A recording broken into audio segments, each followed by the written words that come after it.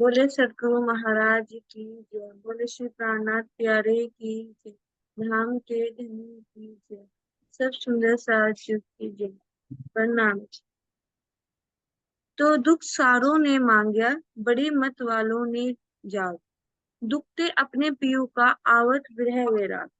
इसलिए सभी बड़े बड़े ज्ञानी जनों ने पाप ब्रह्म से दुख मांगा है। दुख मिलने पर संसार से वैराग्य हो जाता है और प्रियतम के विरह का रस मिलता है। इसलिए बड़े बड़े ज्ञानियों ने, मतलब कि जो हमारे देवचंद जी, प्राणनाथ जी, गोपाल मणि जी, रामतन दास जी, सब ने कहा पाप ब्रह्म से दुख मांगा है, क्योंकि दुख से ही संसार से वैराग्य होता है और वैराग्य होने से ही हमें प्रियतम का रस, विरह रस का रस मिलता है। जैसे कि प्राणनाथ जी 9 वर्ष का विरह हुआ तो उन दुख हुआ उसका, फिर दुख से उनसे जो हबसा में गए तो विरह उत्पन्न हुआ, विरह से ही प्रियतम के विरह का रस मिलता है, तो उन्हें साक्षात दर्शन दिए। तो जितने भी बड़े बड़े लोग होते, बड़े ज्ञानी लोग होने, मतलब ज्ञानी जो समझदार लोग होते हैं, हम जैसे तो मेहर का पाठ करना स्टार्ट कर देंगे दुख आते ही। दुख बस्तर दुख भूकन, दुख थे निर्मल देहे। जो दुख प्यारो जीव को लगे, तो उपजे सतिस नहीं। आध्यात्मिक राह पर चलने वालों के लिए विरह का दुख ही वस्त्र और आभूषण है। विरह के दुख से ही इंद्रियों के विकार दूर होते हैं तथा शरीर निर्मल होता है। जब जीव को विरह का दुख प्रिय लगने लगता है, तब तब हृदय में धनी के प्रति स- सच्चा स्नेह प्रकट होता है। इसमें चौपाई का में बताया गया है कि हमारा जो आध्यात्मिक राह पर चलता है, उसको जो चलने वालों के लिए विरह का दुख, जो विरह का दुख होता है उसी के लिए वे आभूषण होते हैं और उनके वस्त्र होते हैं। जैसे कि रामतन दास जी महाराज जी को जब पूरा ज्ञान हो गया तो तब भी उन्होंने अपने जो, मतलब नारायण दास जी ने वस्त्र दिए थे, वे भी दे दिए थे कि बाहरी हमें दिखावा नहीं करना, जो अंदर मुझे विरह हो रहा, दुख मिल रहा, वही मेरे असली वस्त्र है और आभूषण है। उन्हीं से परमात्मा का श्रृंगार होता है। विरह के दुख से इंद्रियों के जो विरह का आएगा, हमारे जो आंखों में विरह भरे पड़े हैं, कानों में, होठों में, नाक में, तो उनसे हमारे जो इंद्रियों के विकार है वे दूर हो जाते हैं और उससे हमारा शरीर निर्मल होता है। जब जीव को विरह का दुख प्रिय लगने लगता है, जब जीव, हमारा जो जीव है उसको विरह का दुख अच्छा लगने लगे, तभी ही धनी के प्रति सच्चा स्नेह प्रकट होता है।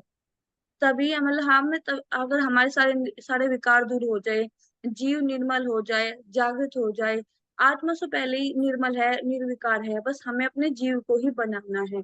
जीव को जब दुख अच्छा लगने लगे, वो दुख से भागे ना, मेहर का पाठ या फिर आम, मतलब कोई भी ऐसी चीज ना करे कि हमें दुख हटे। दुख से तो हमें विरह आएगा, विरह से ही हमें धनी से प्रेम होता है, उनका आनंद मिलता है, प्रेम पर। प्रणाम जी, प्रणाम रंगबाज जी, बहुत अच्छा वर्णन किया आपने। मैंने इस चौपाई में बहुत अच्छी नोटिस किया सुंदर जी कि विरह के दुख से ही इंद्रियों के विकार दूर होते हैं तथा शरीर निर्मल होता है ना। ये कहते हैं ना कि शरीर के तो कभी विकार निकल ही नहीं सकते। तो ना होता कि जीव तो भाई इससे विकारों से बना हुआ है, तो इसके विकार कैसे दूर हो सकते हैं? तो ये कह दिया कि विरह के दुख से ही इंद्रियों के विकार दूर होते हैं। है ना, इंद्रियों के विकार दूर जब होते हैं तो तभी क्या होगा, जीव को भी विरह का दुख प्रिय लगने लगेगा। जो सुखों के पीछे भागता है तो इसे भी दुख प्रिय लगने लगेगा और धीरे धीरे निर्मलता आनी प्रारंभ हो जाती है। तो इसमें दशा जी, जैसे स्वर्ण है ना, स्वर्ण को तपाकर शुद्ध किया जाता है, उसमें चमक आ जाती है, उसकी अशुद्धियां दूर हो जाती है। इसी तरह से जो हमारे इंद्रियों में, शरीर में जो विकार है ना, ये भी इस विरह के दुख से निर्मल हो जाते हैं। जैसे आपने उदाहरण देकर बताया ना अपने सदानंद महाराज जी का, कि उन्हें विरह था कि मैं सतगुरु मुझे मिले, मेरे परमात्मा मुझे मिले, है ना, सत्य को मैं खुद जान पाऊं। तो उन्होंने अपने आप को कष्ट दिए, दुख दिए, तो उनसे शरीर भी कैसे निर्मल, इंद्रियों के विकार भी उनके तो बचपन से ही थे शुरू से। लेकिन हमें सिखाया है कि अगर तुम्हें करना है तो विरह का दुख लेना है। आपके चरणों में कोटि कोटि प्रणाम। जी की रखी हुई। बोले सीतानाथ प्यारे की जय, सतगुरु महाराज की, सतगुरु श्री रामचंद्र जी महाराज की, तीनों पुरी धाम की, सर्व सुंदर साथी की, सभी सुंदर साथ के हृदय में विराजित प्राण प्रियतम प्राण वल्लभ के नूरी चरणों में प्राण छोड़ते सुंदर साथ जी धाम देने की अपार मेहर है, जो हिंदी तक श्रवण कर पा रहे सुंदर साथ जी है ना। और महाराज जी खुद अपने मुखारबिंद से बता रहे हैं कि उनके जीवन लीला में किन किन लोगों से पाला पड़ा है, उन्होंने कैसे कैसे उनको हैंडल किया। तो कल श्रवण किया सुंदर साथ जी की किस तरह से मांगी लाल का प्रसंग आता है ना, जो सिद्धनाथ बाबा थे उन्होंने किस तरह से उनको अपनी सिद्धियों के बल से उसको डराया। रात्रि में दरवाजे में क्या नजर आया उसको कि एक भैंसा है जिसकी गर्दन नहीं है ना, जिसको देखकर मांगी लाल डर गए। लेकिन जहां महाराज जी के शरण में गए तो महाराज जी के शब्दों को सुनकर उसके अंदर इतना जोश आया कि जाकर उसको वही ललकार दिया कि बस हो गया, जितनी सिद्धियां भी तेरे पास दिखा दी और हो तुम्हें। ये सुंदर सा जी सतगुरु का बात। एक मांगे लाल वो था जो रात्रि भर सो नहीं पाया डर की वजह से, लेकिन जब सतगुरु के पास गए, सतगुरु का जोश, सतगुरु की कृपा, सतगुरु की दृष्टि पड़ी तो उसी को जाकर ललकार नहीं, जिसकी सिद्धि से डर रहे थे। ये होता है सतगुरु का वंश। अब अंदर में मांगीलाल नहीं बोले, राज्य महाराज जी का हुक्म बोला है मांगीलाल के अंदर बैठकर उसको जो ललकार है ना। तो फिर किस तरह सुंदर साथ जी महाराज जी के पास भी आया, उनसे अपना परिचय पूछा। तो अब यहाँ वर्णन आ रहा है सुंदर साथ जी कि किस तरह से जब मांगे लाल ने उनको दबाया तो वो कह रहे हैं कि वो उसका बोल भी नहीं निकला और वो चुपचाप बैठा। तो यहाँ महाराज जी कह रहे हैं, अब जा सिद्धनाथ के पास में रहा न सेवक एक, दौड़ पड़े सब इधर ही ताकत देख विशेष। सिद्धनाथ के पास अब कोई भी सेवक नहीं रहा। क्यों? क्योंकि सब इधर ही दौड़ पड़े, ताकत देख विशेष। यानी जहां ताकत, ताकत का मतलब सुंदर सा जी एक तो होता है झूठ का बल, जैसे भी एक डर का भय होता है, भय दिखा देते हैं ना, सिद्धियों का बल, वो ताकत नहीं है, सत्य की ताकत। जो तांत्रिक हैं इनके पास सत्य नहीं है, भले ही लोगों को डराते धमकाते हैं, थोड़ी देर के लिए चमत्कारिक लीला करके दिखा देते हैं, लेकिन महाराज जी के पास तो सत्य है और सत्य का चमत्कार भी सत्य ही है। तो लोगों की भीड़ वहां आने लगी जहां उनको सत्य मिलने लगा। वास्तव में सुंदरसाद जी होता भी है, जो जिज्ञासु होता है वो सत्य की खोज में रहता है तो सत्य को प्राप्त कर ही लेता है। कैसे देखो अपने रामचंद्र महाराज जी कितनी जगह गए, पीछे आए थे भूतनाथ जी आए थे, उन्होंने भी कहा था मुझे गुरु बना लो। कितनों ने कहा सुंदरसाद जी वहां पर गए उसमें कि भाई मुझे गुरु बना लो, लेकिन महाराज जी ने कहा कि नहीं भाई मैं शिष्य बनने लायक ही नहीं हूँ आपका। तो यानी जहां सत्य मिलता है आत्मा को वही शांति मिलती है। और यहाँ इनके सिद्धनाथ के पास था केवल डर था, भय था, तांत्रिक क्रियाएं थी, है ना, चमत्कारिक थे। तो इनसे हर एक लोग नहीं बैठते, लेकिन फिर भी 90% लोग इनके बहकाव में थे, 10% ही सत्य की तरफ बढ़ते। लेकिन फिर भी यहाँ महाराज जी के चर्चा से इतने प्रभावित लोग हुए कि महाराज जी के पास आने लगे। तो अब उसको दिखने लगा कि भाई मेरे पास तो कोई आता नहीं है, तो मांगीलाल को भी डरा दिया, वहां भी हार हो गई। उन्होंने कहा मांगीलाल ने कि बड़े डरा तूने, लेकिन हार तो तेरी हुई, मैं तो जीत हुई, मैं सही सलामत तेरे सामने खड़ा हूँ। महाराज जी के पास गए तुमको ललकारने के लिए कि बताओ, शास्त्रार्थ करने के लिए बताओ तुम्हारा पंथ कौन सा है, कौन तुम्हारे गुरु है। वहां भी निरुत्तर होकर आ गए थे। अब कोई और युक्ति, क्योंकि अब इन्होंने देखा कि अब बल से काम नहीं चलेगा तो छल से काम। अभी शांत नहीं बैठते मेरे साथ भी, जिसके अंदर अहंकार होता है ना वो शांति से नहीं बैठता, वो कुछ ना कुछ युक्ति लगाता ही रहता। तो यहाँ महाराज जी कह रहे हैं कि वो सिद्ध माना नहीं, उसने क्या किया, स्वयं तो बातें करनी बंद कर दी, लेकिन एक नागा बाबा जो थे, नागा बाबा होते सुनीता जी जो निर्वस्त्र फिरते रहते, सिद्धियां करते रहते, उनके पास भी सिद्धियों का ही बल है ना, भभूति लगाए रखते हैं, जो जटाएं बढ़ाए रखते हैं, कमंडल वगैरह रखते हैं, है ना, अवधूत की अवस्था में रहते। तो यहाँ महाराज जी कह रहे हैं कि उसने नागा बाबा को बहकाया। और बहका कर उन्हें मेरे साथ झगड़ने के लिए भेजा। अब चढ़ाया हुआ आदमी तो बहुत जल्दी जाएगा, और जबकि सिद्धियों का बल हो तो उन्होंने कहा अरे तू हार गया, चल मैं देखता हूँ कितना बल है उसके अंदर। लेकिन उन्होंने कहा सिद्ध बाबा ने कि भाई चला जाओ, मैं तो अपने सिद्धियों का बल भी कर लिया, शास्त्रार्थ भी कर लिया, लेकिन वो महाराज जी नहीं हार रहे हैं, और सारे लोग क्या है मुझे छोड़ छोड़ कर उसके पास जा रहे हैं। तो उन्होंने नागा बाबा को बहकाया कि तुम जाओ उनके साथ, तो नागा बाबा भी तुरंत चढ़ाई मांगे, क्योंकि भी पता तो नहीं था क्या शक्तियां उनके पास में। जब तक सामने नहीं जाएंगे, बात नहीं करेंगे, तो क्या पता चलेगा। सोच रहे सीधे साधे से साधु महात्मा है, चलो मैं ले लूंगा उनसे टक्कर। तो तुरंत आते हैं। अब जहाँ महाराज जी वहीं पर जहाँ मेला लगा था, वहां पर तालाब भी था जो लोग स्नान करने के लिए आते थे, तो वहीं एक चबूतरा था जिसपे महाराज जी बैठा करते थे। तो जब किसी को झगड़ा करना होता है तो कोई सिर पैर नहीं होते झगड़े के, कहते हैं कि एक चीज के ऊपर झगड़ा कर रहा है। तो कुछ कारण तो नहीं था, भाई क्या कारण करते हो, मुद्दा क्या उठाया, आते पूछा कि आपने आसन किससे पूछ कर लगाया है? भैया इस चबूतरे पे क्यों बैठे हो, किससे पूछ कर लगाई आसन, ये तो मेरी जगह है, और बहुत पुरानी जगह, तुम किसी से पूछ लो, यहाँ तो मैं बैठा करता था, तुमने कैसे यहाँ पर? महाराज जी ने सीधे साहब से जवाब दिया, भैया मैं यहाँ तो कोई था ही नहीं, मैं किससे पूछता, मैं तो पूछता हूँ तो केवल दूसरे एक परमात्मा से पूछता हूँ, है ना। जहां वो हुक्म कर देता वहां मैं बैठ जाता हूँ, उसका हुक्म आया मैं यहाँ बैठ गया, कोई है ही नहीं था तो किससे पूछता। तो अब फिर भी कहने लगे कि नहीं नहीं, यहाँ से उठो, ये स्थान मेरा है। अब जब उसके हाव भाव देखे, क्योंकि वो तो आया था झगड़ने के लिए, भाव प्रकट हो जाते हैं शब्दों से। कहने लगा कि नहीं, यहाँ तुम्हें नहीं बैठना चाहिए, तुम यहाँ बैठकर लोगों को बहकाते हो, भड़काते हो, है ना, इस तरह से करते हो, ये मेरी जगह है, यहाँ से उठो, लोगों से पूछे मेरी जगह, उठो यहाँ से, आसन उठाओ। लेकिन महाराज जी ने जैसे भाव भाव जाप भाप लिया उनका कि किस भाव में, किस लैंग्वेज में बात कर रहे हैं, तो महाराज जी क्या कुछ कम थे, सठे साठे समझ रहे। कहने लगे भैया ये आसन तो पिछ गए, अब तो ये उठने वाला है। हाँ अगर तुम्हारी इच्छा है, तुम उठाना चाहते हो तो अपने हाथों से उठा लो, आओ अपने हाथों से उठाओ तो ये शायद आसन उठ जाए। लेकिन ये आसन अपने आप तो उठने वाला है। अपने आप का मतलब मैं तो इसको उठाने वाला नहीं, मुझे लगा दिया, तुझे उठाना है तो आ अपने हाथों से उठा लो। लेकिन जब महाराज जी ने इतना कहा सुंदर साथ जी, फिर भी वो नहीं माना। कहता उठाने की तो इसकी हिम्मत नहीं पड़ी। फिर कहते रहा कि कोई बात नहीं, बस बैठ के कल तक ये आसन यहाँ से उठ जाना चाहिए। महाराज जी ने कहा भैया ठीक है, उठेगा नहीं तो अब उठा ले, चाहे तू कल उठा लेना, तू उठाएगा तो उठ जाएगा, नहीं तो ये अपने आप उठने वाला नहीं। तो महाराज जी कह रहे कि वो बक बक बक बक करते हुए धमकी देकर चला।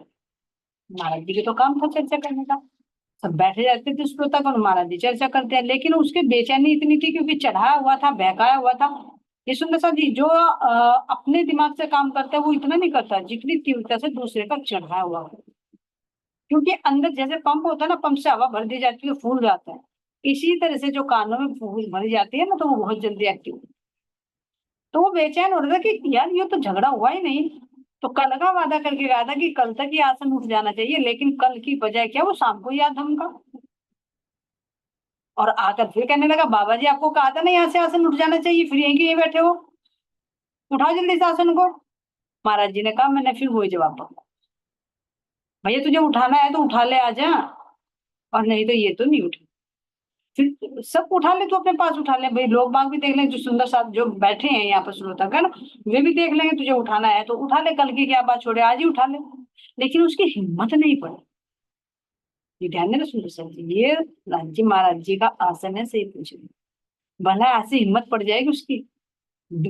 गिदड़ भभकी तो देता रहा, लेकिन हिम्मत नहीं पड़ी कि तू आसन को उठाकर फेंक। बिरदम होता तो उठाता, नहीं तो महाराज जी तो कहते उठा दे भाई, अपने आप तो नहीं उठेगा। तो जब शाम के समय आया, फिर भी जब महाराज जी से वार्तालाप हुई, फिर भी उसकी बोलती बंद हो गई, बक बक बक बक करते हुए अपनी बात अपना सा मुंह लेकर फिर चला गया कि कल ये आसन उठ जाना चाहिए, बस और कुछ नहीं, रात रात का समय। अब इतने में सुंदर साथ जी महाराज जी भी अपनी चर्चा में मग्न हो गए कि देखो जो राज जी महाराज जी का जो हुक्म होता है ना। तो महाराज जी सुंदर साथ जी अब कह रहे कि इतने में यहाँ वर्णन कर रहे हैं कि यहाँ पर एक व्यक्ति आए इसी बीच, वो तो कहकर चले गए नागा बाबा। तो अब लोगों के तो आना जाना लगा रहता है, तो महाराज जी कह रहे इनमें से एक व्यक्ति आया और आकर उसने कहा कि बाबा जी मेरी बीमारी का इलाज करो। कि कौन सी बीमारी का इलाज करो, कि मुझे 20 रुपए की बीमारी लगी है। 20 रुपए की बीमारी भी है? पैसों की मत, शरीर की बीमारी तो देखिए, मानसिक बीमारी देखिए, 20 रुपए की बीमारी कौन सी है, इसे तो हमने आज ही सुन रहे हैं। तो उसने ने बताया, महाराज जी मैं रोज 20 रुपए खर्च कर देता हूँ, मुझे थिएटर की लत लग गई है, सिनेमा घर की।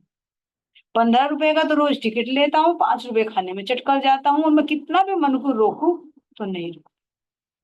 उसे देखो सुंदर सा जी, उसे कम से कम बीमारी का एहसास तो हुआ। ये भी विवेक है इसमें। और उसे कब बीमारी समझकर फिर आया भी सदगुरु के पास इलाज करवा। नहीं तो ये बताइए, जिसको थिएटर का या किसी का चस्का लग जाता है, ड्रिंक का लग जाए, जुए का लग जाए, किसी का भी लग जाए, कि उसको लगता है बुरा, अच्छा लगता है। लेकिन कोई विवेकवान होता है, जिसको सतगुरु की कृपा होती है, जिसको अपनी कमी, अपनी बुराई बुराई लगे। तो उसने कहा कि मुझे 20 रुपए की रोज बीमारी लग गई है, और भाई महाराज जी आप इसका इलाज कीजिए, मैं तो बहुत परेशान हो गया हूँ। देखा सुंदर सा जी, वास्तव में हमें भी महाराज जी ने कहा, कोई भी लत लग जाती है तो शुरू शुरू में लगती है, लेकिन बाद में वो ऐसी लगती है कि वो हमारे, हमें ही पीने लगती है, हमारा ही खून पीने लगती है। परेशान हो जाते, पैसा कहाँ से है रोज रोज, लेकिन मन है कि मानता ही नहीं। महाराज जी ने हमें भी नियम दिए सुंदर सा। एक तिरिया स्त्री का, है ना, तिरिया चरित्र वाली स्त्री, बाजे बजावन हार, तांत्रिक लोग, है ना, बाहरी इलम वाले लोग, इनसे फरेज बताए महाराज जी। क्यों तुम तांत्रिक के एक बार चक्कर में पड़ जाओ, जैसे अभी डरा आया था ना, वैसा दिखा कर हमें दिखा दे तो हम तो उसी के चरण पकड़ लेंगे, तू ही मेरा भगवान है ना, हो जाएगा ना। इसी तरह से बाहरी इलम वाले कैसे बुद्धि को भ्रमित कर देंगे, तो अपनी अपनी बता देंगे, अरे उन्हें तो बहुत ज्ञान है भैया, वो तो ऐसे ऐसे करते हैं, जिनको वेदों का, शास्त्रों के श्लोक कंठस्थ तक याद होते हैं सुंदर साथ जी, लेकिन सत्य का नहीं पता होता, तो अपना ज्ञान थोप थोप कर हमारी बोलती बंद कर देते। महाराज जी ने कहा इनसे भी दूर रहे। तिरिया चरित्र वाली स्त्री, है ना, वो प्रकृति, उसके भी संगति से बहुत गलत प्रभाव पड़ता है। अगर एक तरफ तुम किसी पूजा पाठ वाले के साथ लग रहे हो, और एक तुम गलत वृत्ति वाले की तरफ को लग रहे हो, तो देखना, अगर जब तक हमारी आत्म जागृत नहीं होती तो मन किसकी तरफ को खींच, ध्यान देना। जो भौतिक भौतिक सुख सुविधाओं में ही, इंद्रियों के विषय विकारों में ही लगी हुई है, उससे तुम 2 दिन दोस्ती कर लो ना, उसका रंग चेंज। और भक्ति वाले के साथ लोगों, कम से कम कहेंगे भैया 40 दिन तो लगेंगे सुधरने में, इस मन को सुधारू, कैसे सुधारू, बहुत टाइम लगता है। तभी तो कहते हैं कि बुराई जल्दी पनपती है और अच्छाई को बहुत टाइम लगता है। तो इसीलिए महाराज जी ने इनसे परहेज बना लिया, इनसे बचकर। ऐसे यहाँ पर सुंदर साथ जी ये कह रही है कि भैया तुम्हें भी ये बाजे बजावन हार है जो बाहर का बजाते हैं, तो ये भी तुम्हारी इंद्रियों को उत्तेजित करते हैं। एक बार किसी की लत लग तो जाए, गाने की, एक फिल्म की लग तो जाए एक बार, सतगुरु महाराज जी की मेहर होगी तो वास्तव में छूट जाएगा, लेकिन नहीं छूट, अगर अपने बलबूते पर करते करते भी ये रहेगा। अगर बीच में इंटरवल हो गया या कोई सीरियल की भी लत लग जाए ना, देखो किस तरह से पागलों की तरह हो जाते हैं, खाना छोड़ देंगे, कहीं भी होंगे, अरे मेरा सीरियल चल रहा है यार, छूट जाएगा वो। अगर छूट गया तो उसको वापस देखेंगे, किसी से फोन करके पूछेंगे, ऐसी लत होती, क्योंकि देख चुके ना इस मन को। लेकिन जहां सुंदर साथ जी वास्तव में ये 100% पक्का है कि जब सतगुरु का कृपया, सतगुरु का आवेश, उनका जोश जब हृदय में प्रवेश करता है, तो कैसे छूमंतर होती है ना, बिना प्रयास हो जाए, करना नहीं पड़ता हकीकत में। जब सदगुरु पकड़ लेते हैं ना सुरता को, तो फिर ये जीव भी उधर को ही चलता है, फिर इसको ये अच्छे नहीं लगते। कोई पूछे कि भाई तुम्हें कौन सा सीरियल अच्छा लगता है, कौन सी मूवी अच्छी लगती है, तो कोई नहीं। एक बार मानिक भाई जी ने आके पूछा हमारे राधे से, तेरी मम्मी कौन सा सीरियल देखती है, वही लगा दे, कौन सी, मम्मी तो देखती नहीं, मम्मी तो सत्संग सुनती है। तो ये देखे सुंदर साथ जी, क्यों कैसे छूमंतर हो गए, और नहीं तो पहले लगे हुए थे। क्यों ऐसा? क्योंकि मन को कुछ ना कुछ चाहिए, और जब उसको असत्य नहीं पता, तो वो तो इनमें सुख खोजता है, उसे तो टाइम पास करना है। लेकिन जब अब इस जीव को भी पता चल गया, अरे तेरे तो एक एक पल कीमती है, तो किस चीज में व्यर्थ में बता रही है, जिनको देख कर तू अपना समय बर्बाद कर रही है, तो नाटक कर रहे हैं। वो रियलिटी में सास बहू है क्या? वो रियलिटी में कहीं विलन है क्या? वो कहीं उसका दुश्मन है क्या? कहीं उसको मार दिया क्या? वो तो पैसे कमा रहे हैं, और पैसे कमा के तुम हमारा पागल बना रहे हैं। हम अपना इतना कीमती समय बर्बाद कर रहे हैं। अरे मनोरंजन भी करना है तो अपने भजन कीर्तनों में करें ना, अपने सुंदर साथ की चर्चा करें, परम धाम के उसमें कितने राम थे सुंदर साथ जी, वहां खेले किस तरह से, क्या एक दूसरे के साथ दौड़ते हैं भागते हैं, मनोरंजन की बात थोड़ी है, बहुत है। इसके साथ में आत्मरंजन भी हो जाएगा। तो ये सुंदर साथ जी महाराज जी के कृपया से कैसे छू मंतर होते, सही बात मैंने बताया, बिना प्रयास के करना नहीं पड़ा ऑटोमेटिक। किसके? ये शत्रुघ्न के। तो ऐसे ही सुंदर साथ जी, इसको उनको पता लगा कि ये मुझे बीमारी है, तो महाराज जी के पास आए कि भैया मेरी बीमारी को ठीक करो आप, मैं तो रोज रोज परेशान हो गया। तो महाराज जी ने कहा भैया कोई बात नहीं, तेरा ये मनोरंजन है, और 20 रुपए की तुझे बीमारी का पता लगा तो बहुत अच्छी बात है, जब दुख आया है तो तेरी इलाज भी करेंगे। और अगर तुझे मनोरंजन चाहिए तो भैया हम फ्री में दिखाते हैं मनोरंजन, कभी कभी तो हम भी कर लेते हैं, हमारे यहाँ जो ये भी थिएटर लगता है। अब वो चक्कर कि भैया तो ज्ञान चर्चा करते हैं, तो थिएटर कहाँ से लग गए यहाँ पे, नाटक सामान कैसे हो गए यहाँ पर। लेकिन महाराज जी ने कहा कोई चिंता न करो, आज रात को थिएटर मत जाना, यही आ यही हम तुम्हें तमाशा दिखाएंगे, तुम तमाशा देखने तो जाते हो, तमाशे कहेंगे, फिल्म को सुंदर सा जी तमाशा ही है, कि तुझे हम तमाशा दिखाएंगे और निःशुल्क दिखाएंगे, कोई शुल्क भी नहीं लगा, तेरे 20 रुपए बच जाएंगे और तेरा मनोरंजन भी हो जाएगा, और साथ साथ में तो ज्ञान चर्चा का लाभ भी ले लेगा। एक पंथ दो काज हो जाएंगे, तीन काज हो जाएंगे, से पूछे मनोरंजन भी हो जाएगा, आत्मरंजन भी हो जाएगा, और तेरे 20 रुपए भी बच जाएंगे। अब इतना कहकर वो तो चले गए। लेकिन जैसे ही अगला दिन हुआ तो, लेकिन उन्होंने कह दिया कि शाम को सवेरे आ जाना, अंधेरा मत करना। क्यों? क्योंकि शाम को महाराज जी की क्या चलती थी, वहां पर चर्चा शुरू हो जाती है सूर्यास्त, जैसे दिन छिपा होता है, तो इस समय क्योंकि लोग बाग आ जाए फिर रात्रि में अपने घर चले जाए सूर्यास्त, तो उन्होंने कहा शाम को जल्दी आ जाना और तुम्हें हम तमाशा देंगे। अब इतने में सुंदर शास्त्री अगले ही दिन जैसा हुआ तो नागा बाबू अभी आ गए वहां पर। वो फिर कहने लगे, आते ही धमकाने लगे, क्योंकि रोब में थे पूरे में, तो अभी महाराज जी से पता ही नहीं था कि क्या है उनके अंदर। आते ही कहने लगे क्यों है, तुम्हें कहा था ना यहाँ से आसन उठ जाना चाहिए, फिर भी यही जमाए बैठा है। हम तुझे कह के गए थे कि तेरी खैर नहीं है अगर आसन नहीं जमा पाया, लेकिन फिर भी यहीं बैठा है। महाराज जी ने यहाँ विनम्रता से समझा, क्या कहा भैया कोई बात नहीं बाबा जी, ये आसन आपका भी है ना, हमारा भी, हम उठ जाएंगे, आप बैठ जाओ। पहले भी कहा था महाराज जी ने कि आप बैठ जाओ, जब शाम के टाइम आए थे तब भी कहा था कि बाबा जी ये आसन आपका, ये आप बैठ जाइए, हम उठ जाएंगे, अगर आपको उठाना है तो उठा दीजिए, अब बैठना है तो आसन पे बैठ जाइए। लेकिन वो नहीं बैठे थे, अब आए, अब भी महाराज जी ने कहा चलो भाई आप बैठ जाइए, हम उठ जाएंगे यहाँ से इस आसन पर। अब उसे क्या पता था, उसने सोचा धीरे धीरे बैठ जाए, तुम कह दिए तो कब जाकर ले, क्यों? क्योंकि उसका पर्पज था लड़ाई करना, कि कैसे ना कैसे महाराज जी मेरे से महात्मा जी लड़ाई करें और मैं इनके साथ लड़ाई करूं, इनको यहाँ से भगाऊं, क्योंकि वो तो चढ़ाए हुए थे। तो महाराज जी ने यहाँ विनम्रता से पेश आए कि बाबा जी आप ऐसा करिए, आप इस आसन पर बैठ जाइए और मैं उतर जाता हूँ। भैया आपकी जगह तो आप बैठिए, मैं क्या मना कर रहा हूँ, आसन बिछा हुआ, उठाना है तो उठा दीजिए, आप बैठ जाइए। तो उसको तो लगा कि ये तो साधु डर गया है ना, तो चबूतरे पर आराम से चढ़ा और चढ़कर आसन पर बैठने लगा, धीरे धीरे धीरे धीरे खिसक कर बैठने लगा। महाराज जी धीरे धीरे आसन पर से नीचे खिसकने लगे, चलो भैया तू बैठ जा, मैं तो नीचे खिसकता रहूंगा। अब खिसकते खिसकते जब आसन में महाराज जी देखते हैं ना, तो यहाँ महाराज जी जब धीरे धीरे खिसकने लगे तो उसे ये लगा ये साधु तो डर रहा है ना, डरते डरते आसन छोड़ दिया, अब लड़ाई का तो कोई कारण ही नहीं रहा। तो धीरे धीरे धीरे धीरे महाराज जी कह रहे कि पहले तो बैठा, फिर पैर फैलाए, पैर फैलाते फैलाते ऐसे ऐसे में लेट गया, कि जैसे मतलब बिस्तर पर लेट गया। महाराज जी धीरे से नीचे खिसक गए, चल भाई बैठ। बैठ के देखे तो सही क्या आनंद आता है इस आसन पर, ध्यान देना सुंदर सा। अब यहाँ महाराज जी धीरे से चबू चबूतरे पर बैठ गए, महाराज जी के आसन पर बैठ गए, तो कान में आके कहा कि महाराज जी क्या थोड़ी सी चिलम भी पियोगे, थोड़ी सी चिलम भरवा दे। अब सोचा भाई महात्मा जी तो मेरा मान सम्मान करने लगे, तो पहले ही डर गया मेरे से। आसन भी छोड़ दिया, अब मेरी खातिरदारी भी कर रहा। तो महाराज जी ने जैसे ही पूछा कि चिलम भरवा दे, कि हाँ भरवा दो चिलम।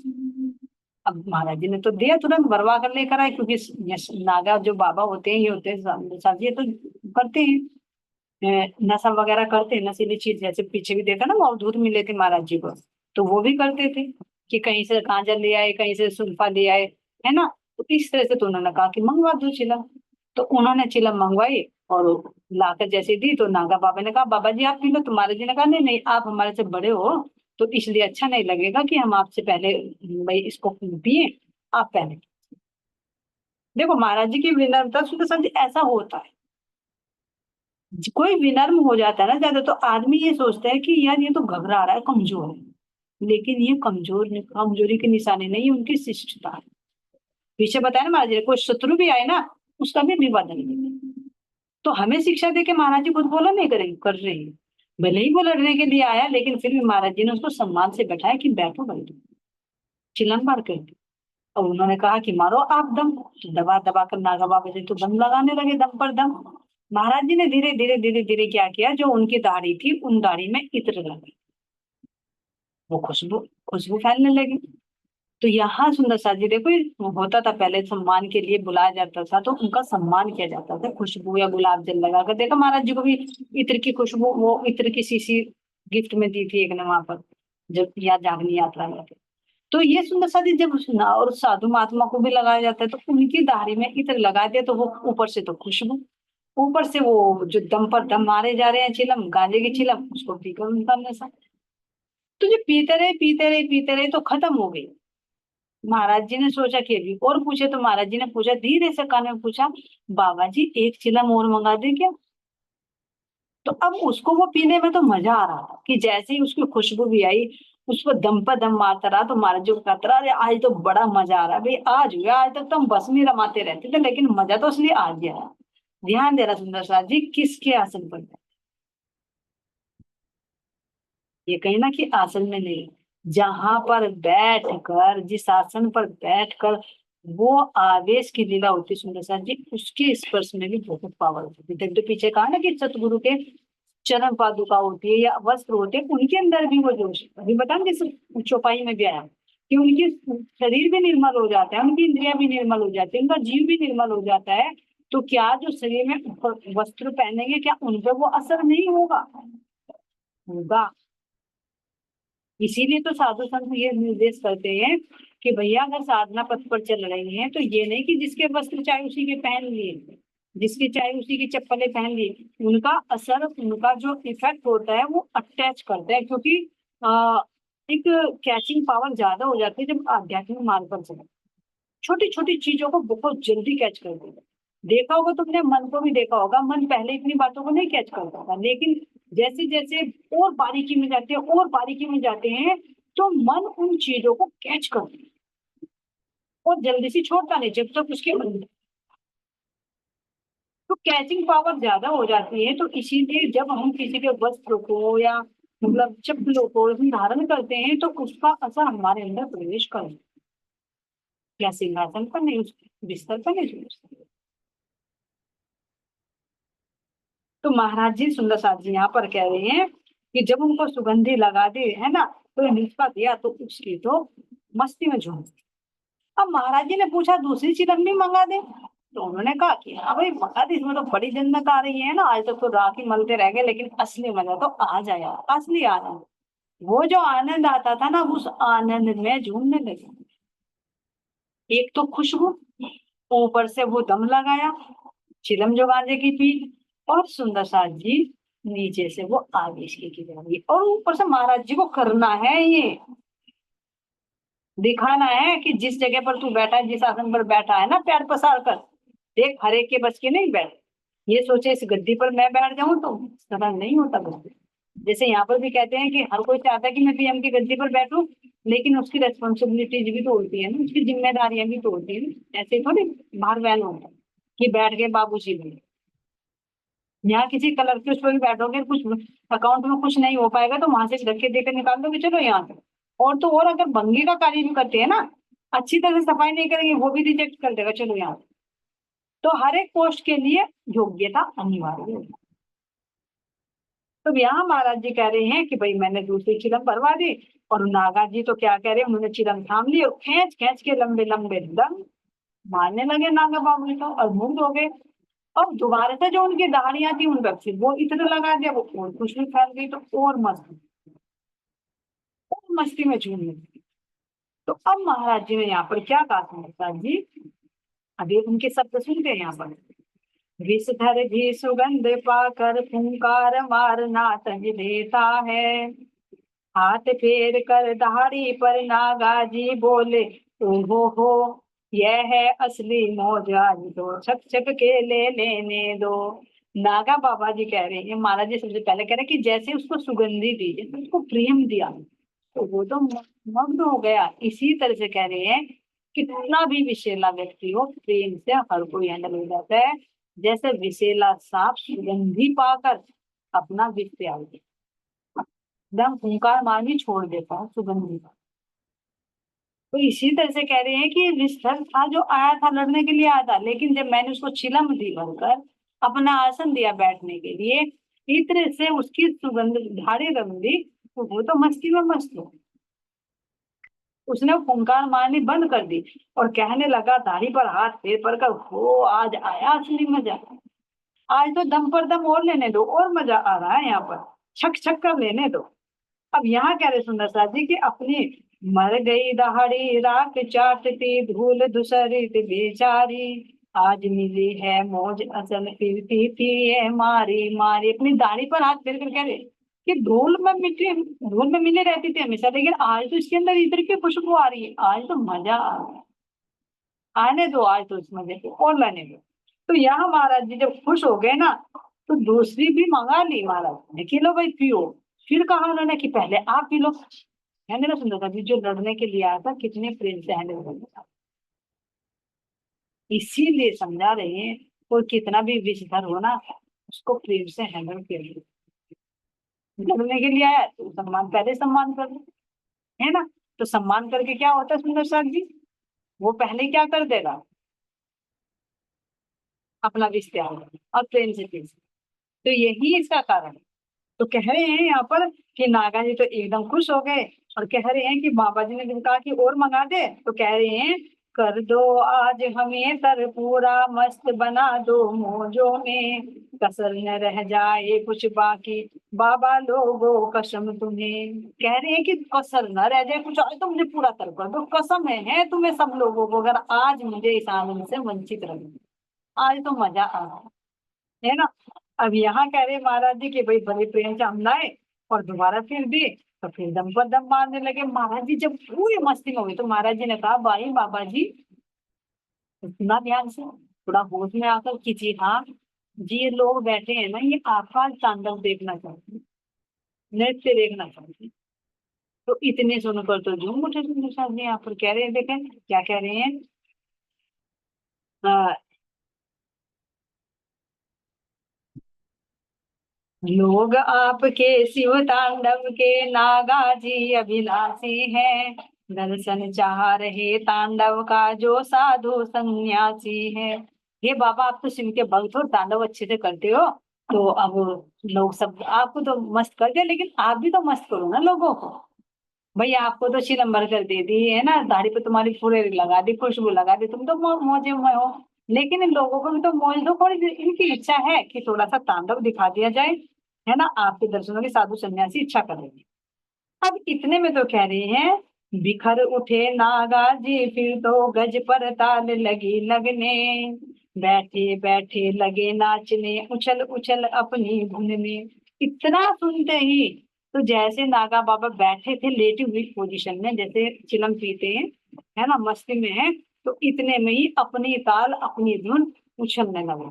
उछलते उछलते क्या करे हैं, गज पर ताल लगी लगने, तो खुद पर ही ताल, जैसे हाथी नाचता है ना, इस तरह से वो पड़ा पड़ा नाच। अब बैठे बैठे लोग नाचने उछल उछल अपनी धुन में, बैठे बैठे कुछ लेटे हुए थे, फिर कुछ बैठे तो भी नाचने लगे। अब यहाँ पर कह रहे हैं, जहां नाचना शुरू किया था थोड़ी देर वहीं पड़ के, इसके बाद सरकने लग गए नाना जी, है ना। तो अब यहाँ सुंदर साथ जी कह रहे हैं कि जैसे जहां बैठे थे वहीं बैठे बैठे फुदकने लगे, फिर धीरे धीरे धीरे धीरे, अब चबूतरा है तो खिसकने लगे, खिसकते खिसकते चबूतरे से नीचे धड़ाम देसी गिर। अब पड़े पड़े निचले हिस्से के बल से ही क्या करे, नागा बाबा तो लोट लोट कर नाच रही, वही मस्ती में झूम रही अपनी धुन पर। और कह रहे हैं कि कैसे कर रही हैं, हिरकन बड़ी उनकी व्यंगी ताल हो तो बेताली, और अंग अंग का नाच निराला राग छिड़ी गूंगों वाली। अपनी ही मस्ती, मतलब अंदर ही अंदर वो धुन उसके चल रही है, नाच में, बाहर से कोई वाद्य यंत्र नहीं बज रहे, अपनी ही धुन में। जैसे कह रहे महाराज जी की ऐसे रो रहा है ऐसे रो रहा है, राग रागनी ऐसे गा रहा है जैसे रोता हो कुकर, जैसे कुत्ता रोता है, उसकी आवाज में खुद रो रही है, लेटे लेटे निचले हिस्से से ही फुदक फुदक कर नृत्य कर रही है। इतना मतलब मधुर तो है। अब जब चबूतरे से नीचे गिर गए, नीचे भी लेटे लेटे कर रहे हैं, तो कह रहे महाराज जी कि जब उस चबूतरे पर नीचे जो पत्थर पड़े थे, उन पत्थरों में उसकी स्किन तक छिल गई, लेकिन वो नाच नहीं। ये देखे, उस उस पे तो बैठने का वजूद नहीं रहा, वहां से तो नीचे पटका गया जो सिंहासन पर थे, लेकिन नीचे पत्थरों पर भी पड़े पड़े रोके से भी नहीं रुक रहे हैं, इतने फुदक फुदक कर नाच रहे हैं कि उनके सारा शरीर जो है घायल हो चुका, उनमें से रक्त भी बहने लगा, लेकिन वो रुके नहीं, ऐसी हालत हो गई। तो इस हालत को देखकर सुंदर साथ जी, जो लोग देख रहे थे, उन्होंने देखा भैया ये तो कहीं ना कहीं महाराज जी की ही करनी है, कर दिया इन्हें तो मदोष। पहले प्रेम का नशा दिखाया, फिर धीरे धीरे उनको चिलम पिला दी, फिर इत्र की खुशबू दे दी, फिर उनको उनका वो रूप दिखा दिया कि भाई तांडव करो, लोग कर रहे हैं, तो अंदर ही अंदर वो मस्ती का नशा चल गया, था नहीं। लेकिन लोगों को देखकर उनकी दया आई उन पर, तो महाराज जी से विनती की, कहा कि भगवान हे महाराज जी आप इनको ठीक करिए, नहीं तो मर जाए। तो लोगों ने जब प्रार्थना की ना सुंदर साथ जी, तो तब महाराज जी ने उसको शांत किया। जब लोगों ने विनती की कि आप इसे शांत करिए, नहीं तो यही प्राण छोड़ देगा, रुकने वाला नहीं है। क्यों, किस आसन पर बैठे सुंदर साथ जी, और टक्कर लेने कहाँ चले, महाराज जी ने बिना करे दिखा दे कि मस्ती चाहेगी ना, आनंद लेना है तो देख आनंद है। तो ऐसा आनंद है सुंदर साथ जी, हर कोई सहन नहीं कर पाएगा, मर जाएगा लेकिन सहन नहीं कर पाएगा, जैसे हमारे बाप सिंह जी थे, रात का आनंद सहन नहीं कर पाए। तो इसीलिए तो सदगुरु महाराज जी कहते हैं मैं आनंद इतना ही देता हूँ जितना तुम दे सकते हो, नहीं तो ये कांच का कुप्पा है, चटक जाएगा, देर नहीं लगेगी। तो ऐसी हालत को देखकर, और फिर जो उन्होंने वहां लोग थे, उन्होंने जब विनती की, तो महाराज जी ने जब उनको शांत किया, और शांत करके फिर उनके क्या वार्तालाप होते सुंदर जी सुनेंगे हम अगले। अब के लिए इतना ही। बोले श्री प्राणनाथ प्यारे की जय, श्री सतगुरु महाराज की जय, सतगुरु श्री रामचंद्र जी महाराज की जय।